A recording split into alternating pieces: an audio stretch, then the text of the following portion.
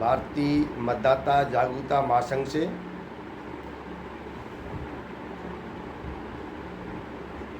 मित्रों, आज का जो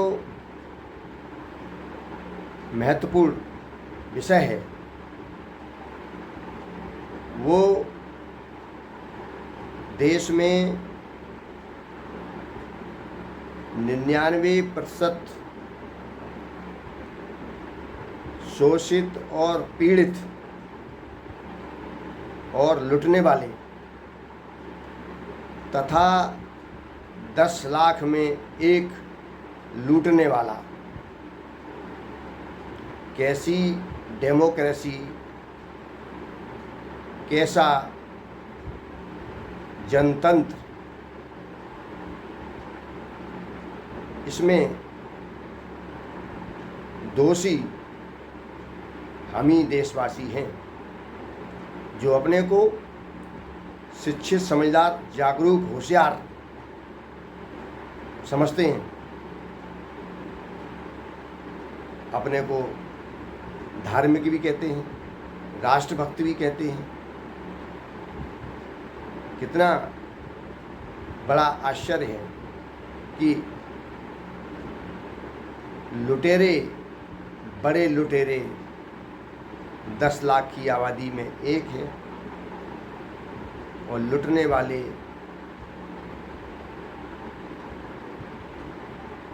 100 में 99 नहीं, 1000 में 999 हैं। और जो बीच के लोग हैं वो अपना गुजारा कर रहे हैं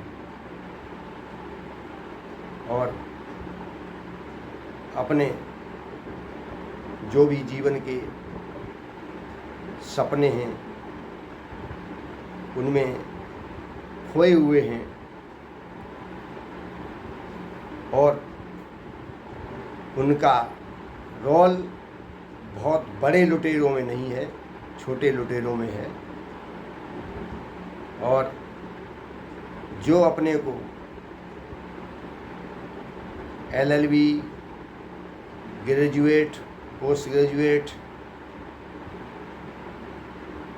अपने को मानते हैं, क्या वो जब अपनी ताकत समझते हैं? क्या जनतंत्र की ताकत समझते हैं? उनके लिए बहुत बड़ा चैलेंज है कि वास्तव में क्या आप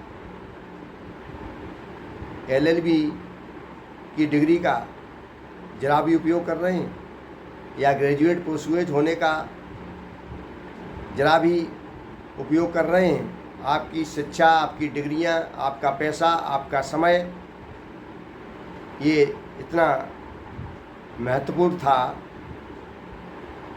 आपने इसका पूरी तरह दुरुपयोग किया। आज इस पढ़ाई के वर्षों का, समय का, जो 18-20 वर्ष लगे, लाखों रुपया लगा और आपने रात दिन मेहनत की, इन डिग्रियों का क्या मतलब है? आप डिग्रियां लेकर भी अनपढ़ हैं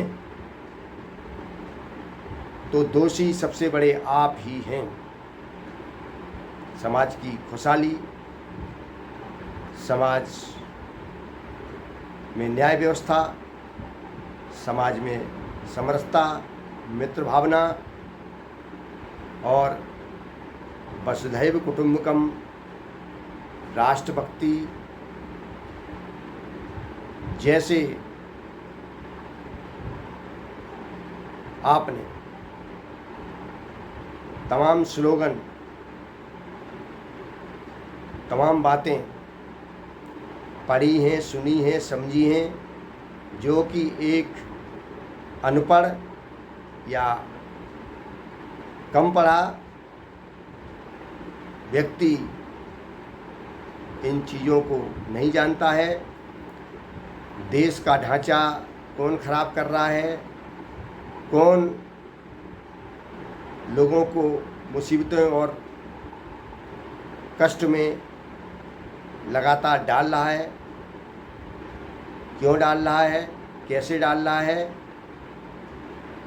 इसको आप भली भांति समझ सकते हैं। इस ढांचे को ग्रेजुएट, पोस्टग्रेजुएट और LLB किए लोग आसानी से समझ सकते हैं, और वो नहीं समझ रहे हैं, और समझ रहे हैं तो अगला कदम उन समझदार लोगों को क्या उठाना है ये उनको पता ही नहीं है। इसलिए दोषी ये डिग्रियों वाले ही हैं, और डिग्रियों वालों की संख्या करोड़ों की संख्या है, सैकड़ों, लाखों, हजारों की नहीं, करोड़ों की संख्या है। ये करोड़ों लोग, इनमें से यदि 10% भी एक जागरूक टीम में, राष्ट्रव्यापी टीम में सम्मिलित होकर के अगर महीने में एक दिन भी देते हैं तो इनकी और देश की सभी समस्याओं का समाधान निश्चित रूप से निकलेगा ही। कोई भी ऐसी शक्ति नहीं है कि समाधान को रोक सके। ये तभी आप जान पाएंगे, तभी समझ पाएंगे, जब आप हमारे इस राष्ट्रीय आर्थिक सामाजिक न्याय मोर्चा और भारतीय मतदाता जागरूकता महासंघ के द्वारा चलाए जा रहे सभी विषयों में, सभी विभागों के संबंध में, प्रशिक्षण अभियान में जानकारी हासिल करेंगे कि देश का सामाजिक, आर्थिक, राजनीतिक, प्रशासनिक, औद्योगिक, व्यापारिक, सांस्कृतिक, धार्मिक ढांचा क्या है, और यहाँ कहाँ कहाँ कैसे कैसे क्या क्या गड़बड़ियाँ हो रही हैं, और हमारी जिम्मेदारी, हमारा कर्तव्य क्या है। जब आप कर्तव्य समझने लगेंगे और कर्तव्य करने लगेंगे तो अधिकार स्वतः ही मिल जाएंगे। अधिकारों को पाने के लिए आपको कुछ भी प्रयास नहीं करना पड़ेगा, केवल आपको अपने कर्तव्य, अपनी जिम्मेवारी निभानी पड़ेगी, और निभाना है। दुनिया इस बात को मानेगी, क्योंकि मनुष्य के अंदर बहुत बड़ी शक्ति है, सभी शक्तियां हैं जो हमारे ऋषि मुनियों ने खोज करके कहा था, पिंडे सो ब्रह्मांडे। जो इस पिंड शरीर में है वो पूरे ब्रह्मांड में है, और जो पूरे ब्रह्मांड में है वो इस पूरे शरीर में है। और आगे भी हमारे मनीषी, ऋषि, मुनि, वैज्ञानिक ने खोज की है कि मनुष्य में अद्भुत शक्तियां हैं, और शरीर के माध्यम से ही सब कुछ जाना जा सकता है। शरीर माध्यम खलु धर्म साधनम, यानी शरीर के माध्यम से सब कुछ जाना जा सकता है। अहम ब्रह्मास्मि, जो भारतीय संस्कृति के वेदांत के ज्ञाता और वेदांत को समझने वाले लोग हैं वो जानते हैं कि अहम ब्रह्मास्मि, मैं ब्रह्म हूँ और एको अहम द्वितीयो नास्ति, तत्त्वम असि, वह तुम हो। और मोटी मोटी भाषा में जो हमारे कुछ तथाकथित पंडित लोग यानी अपने को ज्ञानी समझने वाले कहते हैं कि भगवान भक्त के वश में है, तो इसको समझिए वो कैसे वश में है। ये कथाओं कहानियों से नहीं समझा जा सकता है, ये ऋषि मुनियों की ध्यान योग के माध्यम से ही जाना जा सकता है। और मनुष्य साक्षात ब्रह्म है, उसको इस बात का अनुभव हो जाता है, अनुभव होता है कि मृत्यु नाम की कोई चीज़ नहीं होती है, केवल शरीर बदलता है और जो ऊर्जा है वो ऊर्जा में विलीन हो जाती है और जो शरीर के रहते ही उस ऊर्जा में विलीन हो जाता है और अनुभव करता है, वो समझ लेता है कि एको अहम द्वितीयो नास्ति, अहम ब्रह्मास्मि। ये भी हमारे आध्यात्मिक फील्ड का, आध्यात्मिक क्षेत्र का, आध्यात्मिक विभाग का विस्तृत कार्यक्रम है और ये जीवन का सर्वोत्तम, सर्वोत्कृष्ट, सर्वश्रेष्ठ क्षेत्र है। आध्यात्म से बढ़कर इस संसार में कुछ भी नहीं है। अपने को जानने से बढ़कर, अपने को समझने से बढ़कर बाकी चीज़ें साइड की हैं, किनारे की हैं। जैसे ऋषि मुनियों ने अनुभव करके कहा है, आध्यात्मिक क्षेत्र के लोगों ने,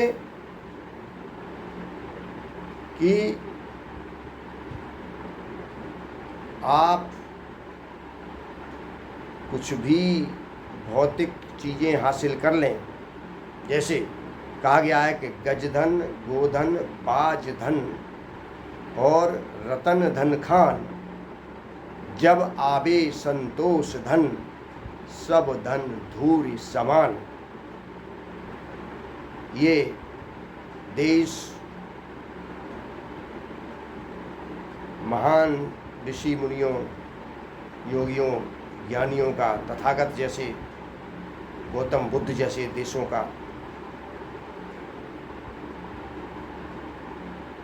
एक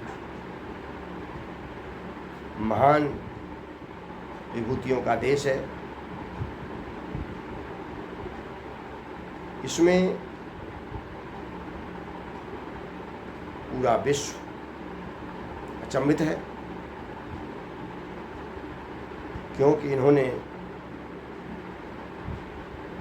देश में और दुनिया में हमारे आध्यात्मिक महान विभूतियों ने सभी को रास्ता दिखाया है, जिसमें संत रविदास, जो मीराबाई महारानी थी,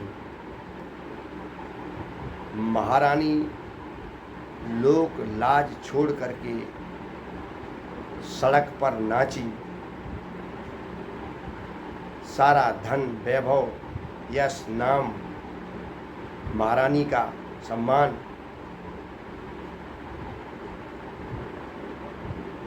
बहुत छोटा पड़ा और एक जूता गांठने वाले संत रविदास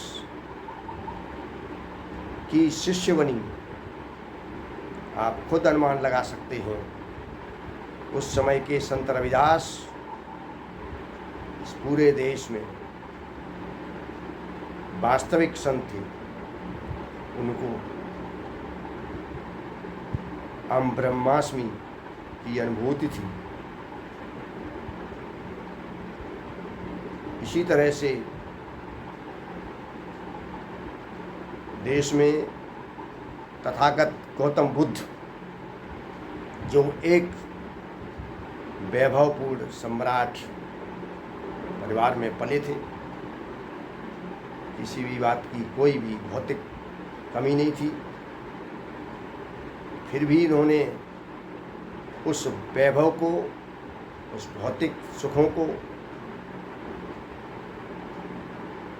छोटा समझा और नगण्य समझा और उससे ऊपर उठ के उन्होंने परम सुख, परमानंद की प्राप्ति के लिए सारे साधन, सुख, सुविधाएं छोड़े और उन्होंने प्राप्त किया, पूरी दुनिया को दिशा दी। तथागत गौतम बुद्ध इस देश के वो रत्न हैं, वो महान विभूति हैं और पूरे देश ही नहीं पूरी दुनिया के गुरु हैं और मार्गदर्शक हैं, वैज्ञानिक धर्म के स्थापित करने वाले हैं। उनके एक एक वाक्य में विज्ञान छिपा हुआ है, कारण और कार्य छिपा हुआ है।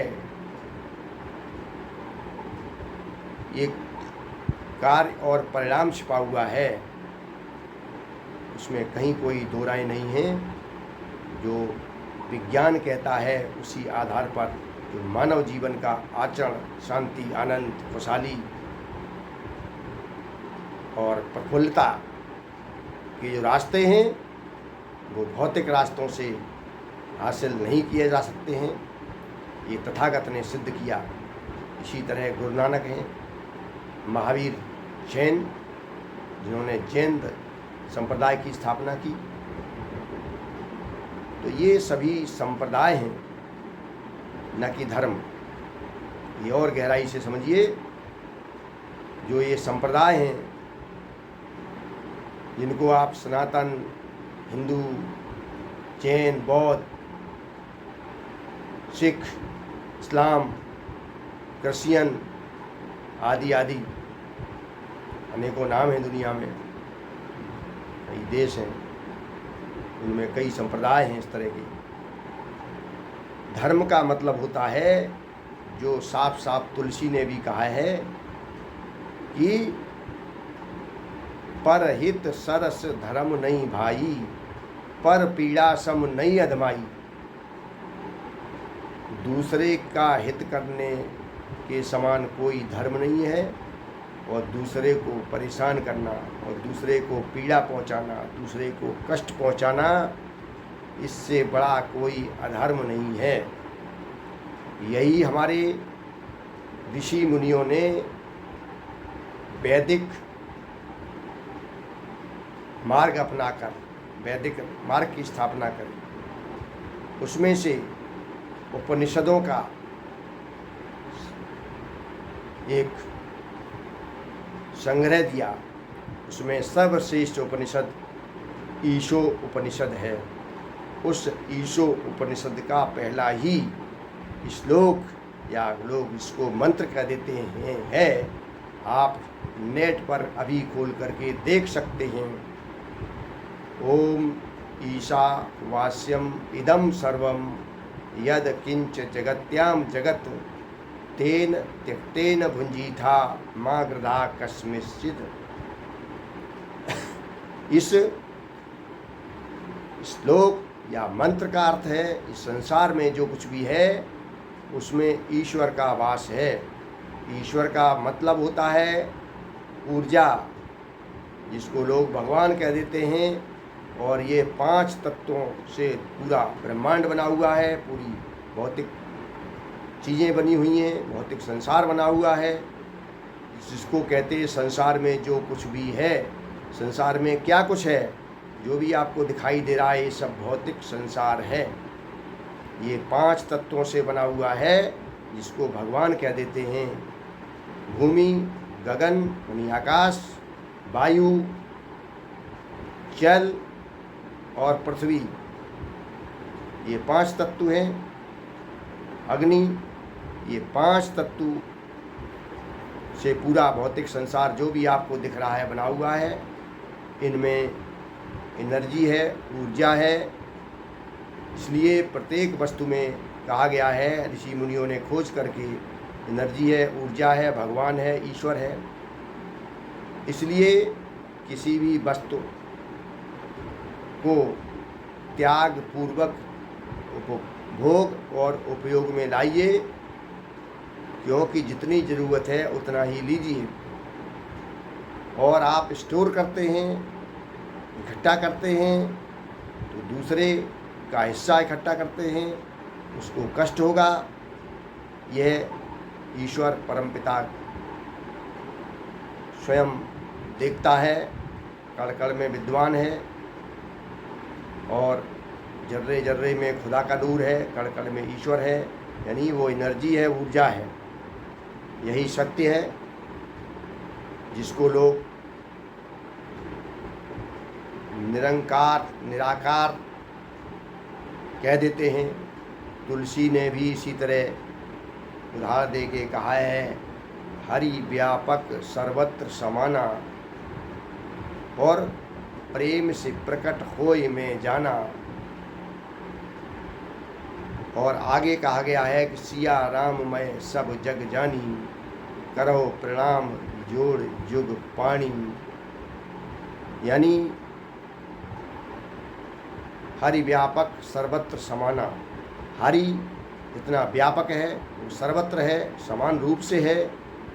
यानी इस संसार में, इस ब्रह्मांड में, इस यूनिवर्स में सभी जगह विद्यमान है और समान रूप से विद्यमान है। इसको कहा गया कि हरि व्यापक सर्वत्र समाना। जब आपको यह अनुभव होने लगेगा कि सब कुछ हरि है, सब जगह हरि है, सर्वत्र विद्यमान है, कण कण में ईश्वर है, इसीलिए कहा गया कि जर्रे जर्रे में खुदा का नूर है, तो आपको ईश्वर ही सब कुछ जगह दिखाई देगा। तो आपको फिर किसी से नफरत करने की ज़रूरत नहीं पड़ेगी, नफरत अपने आप ख़त्म हो जाएगी। जब सब कुछ ईश्वर ही है, सब में ईश्वर ही दिखाई देगा, तो आप के अंदर स्वतः ही प्रेम प्रकट हो जाएगा, नफरत नाम की चीज़ बचेगी नहीं। तो ये ही आध्यात्म है, आध्यात्म का निचोड़ है। इसलिए सभी सच्चे धार्मिक और मानवता प्रेमी, न्यायप्रिय और जीवन को सार्थक बनाने वाले, और समाज को, देश को, लोगों के जीवन को सार्थक बनाने वाले आप सभी लोग मिलकर के इस पूरे देश का, पूरे समाज का, पूरे ब्रह्मांड का, पूरे विश्व का जो है अच्छा वातावरण तैयार करें और आनंद की बरसात करें। आनंद ही आनंद है, कष्ट कहीं भी नहीं ढूंढने को मिलेगा। तो 2 चीज़ें आती हैं, सुख और दुख। जो सुख और दुख से, दोनों से ऊपर हो जाता है, तो तथागत कहा जाता है और आनंद में प्रवेश कर जाता है। आनंद का कोई विपरीत अर्थ नहीं है। सुख का दुख, दुख का सुख। इसी तरह जिसको निर्वाण कहते हैं, मोक्ष कहते हैं, ये आनंद का ही एक रूप है। ये सौभाग्यशालियों को मिलता है जिस पर उस सर्वशक्तिमान सर्वव्यापी की कृपा होती है और सब पर वो कृपा बनाए रखे। इसलिए हम भगवान को समझें, ईश्वर को समझें और निश्चित रूप से अपने जीवन को, अपने संतान के जीवन को, अपने समाज के जीवन को, दुनिया को एक सार्थक जीवन जीने के लिए रास्ता प्रशस्त करें, रास्ता बनाएं। धन्यवाद, बहुत बहुत आभार। लगातार हमारे वीडियो देखते रहिए और सब्सक्राइब करते रहिए, लोगों को भेजते रहिए और इसके लिए एक अंतर्राष्ट्रीय, राष्ट्रीय, जिला स्तरीय, प्रदेशी, विधानसभा स्तरीय, ब्लॉक, गांव, वार्ड, मोहल्ला, नगर में टीम में अपना जो भी दायित्व निभाना चाहते हैं जुड़ें और लगातार संपर्क बनाए रखने के लिए वीडियो देखते रहें। मेरा व्हाट्सएप नंबर है 9711539237 9711539237। लगातार जुड़े रहने के लिए क्रमशः वीडियो देखते रहिए और फॉरवर्ड करते रहिए, सब्सक्राइब करते रहिए, कराते रहिए और अपना मार्गदर्शन देते रहिए, अपने सुझाव महत्वपूर्ण देते रहिए। सभी में बहुत कुछ अनुभव किया है और अनुभव है और उस अनुभव का समाज को अच्छा बनाने का एक अवसर मिले। धन्यवाद, बहुत बहुत आभार। पुनः